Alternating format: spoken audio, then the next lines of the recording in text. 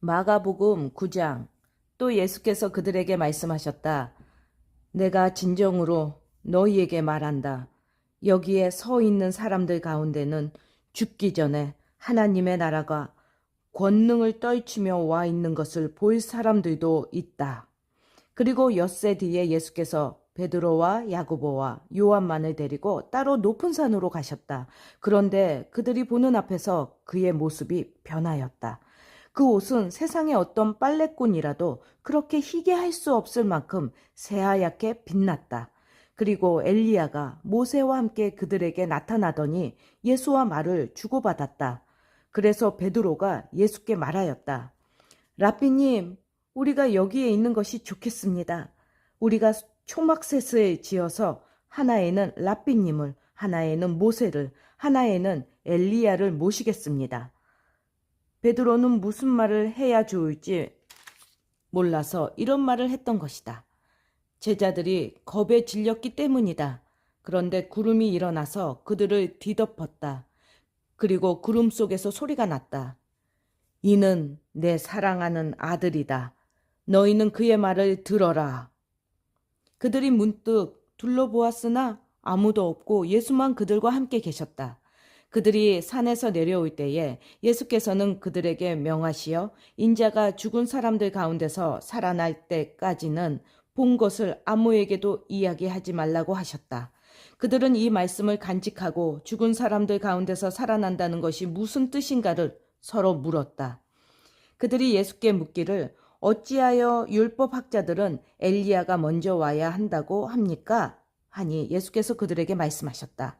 확실히 엘리야가 먼저 와서 모든 것을 회복한다. 그런데 인자가 많은 고난을 받고 멸시를 당할 것이라고 기록한 것은 어찌 된 일이냐?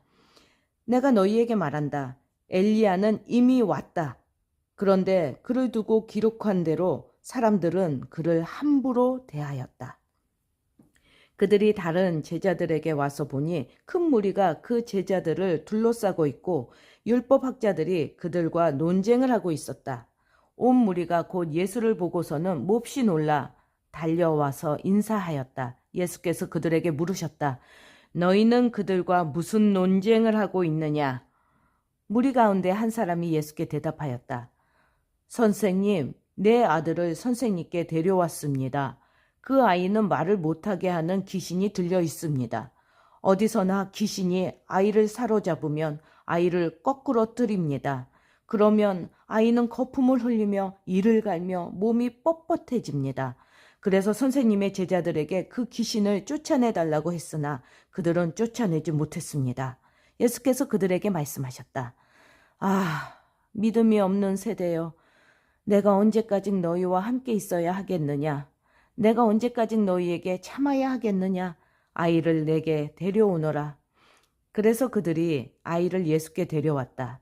귀신이 예수를 보자 아이에게 즉시 심한 경련을 일으켰다. 아이는 땅에 넘어져서 거품을 흘리면서 뒹굴었다. 예수께서 그 아버지에게 물으셨다. 아이가 이렇게 된 지 얼마나 되었느냐? 그가 대답하였다. 어릴 때부터입니다. 귀신이 그 아이를 죽이려고 여러 번 불 속에도 던지고 물 속에도 던졌습니다.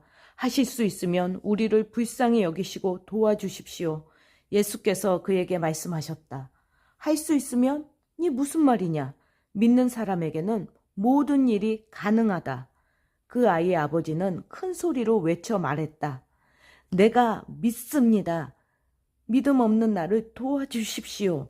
예수께서 무리가 어울려 달려오는 것을 보시고 악한 귀신을 꾸짖어 말씀하셨다. 벙어리와 기머거리가 되게 하는 귀신아, 내가 너에게 명한다. 그 아이에게서 나가라. 그리고 다시는 그에게 들어가지 말아라. 그러자 귀신은 소리를 지르고서 아이에게 심한 경련을 일으켜 놓고 나갔다. 아이는 죽은 것과 같이 되었다. 그래서 사람들은 모두 말하기를 아이가 죽었다 하였다. 그런데 예수께서 아이의 손을 잡아서 일으키시니 아이가 일어섰다. 예수께서 집 안으로 들어가시니 제자들이 따로 그에게 물어보았다. 왜 우리는 귀신을 쫓아내지 못했습니까? 예수께서 그들에게 대답하셨다. 이런 부류는 기도로 쫓아내지 않고는 어떤 수로도 쫓아낼 수 없다. 그들은 거기에서 나와서 갈릴리를 가로질러 가고 있었다. 예수께서는 이것을 남들이 알기를 바라지 않으셨다. 그것은 예수께서 제자들을 가르치시며 인자가 사람들의 손에 넘어가고 사람들이 그를 죽이고 그가 죽임을 당하고 나서 사흘 후에 살아날 것이라고 그들에게 말씀하고 계셨기 때문이다. 그러나 제자들은 그 말씀을 깨닫지 못하였고 예수께 묻기조차 두려워하였다. 그들은 가버나움으로 갔다. 예수께서 집 안에 계실 때에 제자들에게 물으셨다. 너희가 길에서 무슨 일로 다투었느냐? 제자들은 잠잠하였다. 그들은 길에서 누가 가장 큰 사람이냐 하는 것으로 서로 다투었던 것이다. 예수께서 앉으신 다음에 12 제자를 불러놓고 그들에게 말씀하셨다. 누구든지 첫째가 되고자 하면 그는 모든 사람의 꼴찌가 되어서 모든 사람을 섬겨야 한다. 그리고 어린이 하나를 데려다가 그들 가운데 세우신 다음에 그를 껴안아 주시고 그들에게 말씀하셨다. 누구든지 내 이름으로 이런 어린이들 가운데 하나를 영접하면 그는 나를 영접하는 것이요. 누구든지 나를 영접하는 사람은 나를 영접하는 것보다 나를 보내신 분을 영접하는 것이다. 요한이 예수께 말하였다. 선생님, 어떤 사람이 선생님의 이름으로 귀신들을 쫓아내는 것을 우리가 보았습니다. 그런데 그 사람은 우리를 따르는 사람이 아니므로 우리는 그가 그런 일을 하지 못하게 막았습니다. 그러나 예수께서는 이렇게 말씀하셨다. 막지 말아라. 내 이름으로 기적을 행하고 나서 쉬이 나를 욕할 사람은 아무도 없기 때문이다. 우리를 반대하지 않는 사람은 우리를 지지하는 사람이다. 내가 진정으로 너희에게 말한다. 너희가 그리스도의 사람이라고 해서 너희에게 물 한 잔이라도 주는 사람은 절대로 자기가 받을 상을 잃지 않을 것이다. 또 나를 믿는 이 작은 사람들 가운데서 하나라도 죄짓게 하는 사람은 차라리 그 목에 큰 맷돌을 달고 바다에 빠지는 편이 낫다. 내 손이 너를 죄짓게 하거든 그것을 찍어버려라. 내가 2 손을 가지고 지옥에 곧 그 꺼지지 않는 불 속에 들어가는 것보다 차라리 1 손을 잃은 채로 생명에 들어가는 것이 낫다. 내 발이 너를 죄짓게 하거든 그것을 찍어버려라.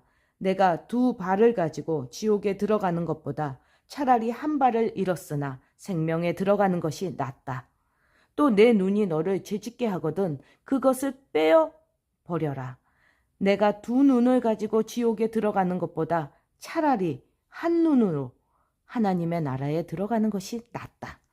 지옥에서는 그들을 파먹는 구더기들도 죽지 않고 불도 꺼지지 않는다. 모든 사람이 다 소금에 절이듯 불에 절여질 것이다. 소금은 좋은 것이다. 그러나 소금이 짠맛을 잃으면 너희는 무엇으로 그것을 짜게 하겠느냐? 너희는 너희 가운데 소금을 쳐두어서 서로 화목하게 지내어라.